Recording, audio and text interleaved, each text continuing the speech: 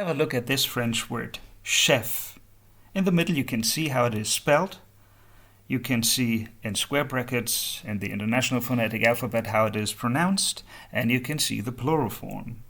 And the two pictures symbolize two main senses. On the left side you see that chef can refer to the leading person of an organization, and on the right side you can see that chef refers to the leading cook of a restaurant.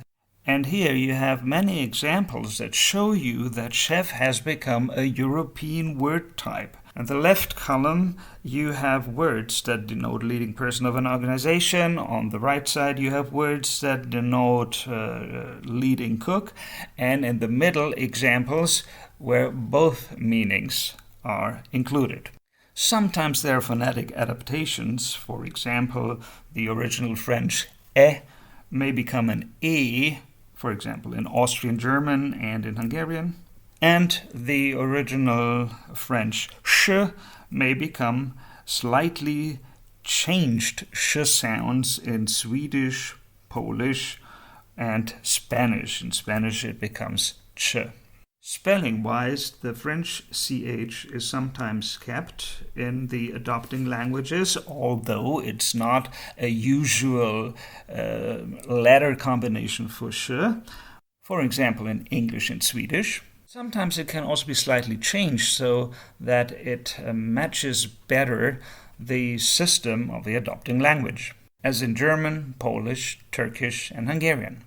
In the left bottom corner, we see the English chief and the Spanish jefe, which is quite far away now, phonetically and graphically, from French chef, so that only the professional linguist may see the original etymology. As to those words that are clearly connected, even to the layperson, to French chef, we see that the grammar may sometimes be kept and sometimes be changed, as in Swedish, Hungarian, and Polish. In Polish we even have two plural forms, the right one being reserved to more pejorative meaning. Just in general, words that are adopted from other languages may not necessarily keep their stylistic value, and they may not keep their connotation in general either. Let's have a look at this slide. Although there may be differences between different economic branches, what we can say based on studies is that in French, people are, or society is structured more hierarchically. The professional world is structured quite hierarchically in France, and similarly in Poland, whereas in Sweden we have more flat hierarchies. Despite all these different adoptions and adaptations, it is good to have such a European word type also in language teaching. Because if you have to deal with a learner group where learners have different mother tongues, such European word types or even international word types sometimes help you to explain new words to students.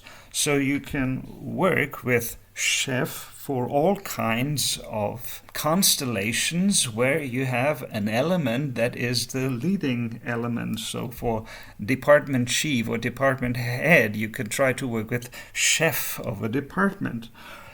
And even for main switch, an electronic device, you can work with chef switch. Of course, you can also work with English boss. Also quite European, but not as European as chef. Now, if you're interested in commonalities of European languages, have a look at the Routledge Handbook of Eurolinguistics. 30 chapters by 43 people from 16 countries. Chapters on teaching European languages, their spelling, their pronunciation, their grammar, the word forms, word meanings, word associations, word uses, dialects, the status of languages, past and present. The Routledge Handbook of Eurolinguistics is a real chef d'oeuvre.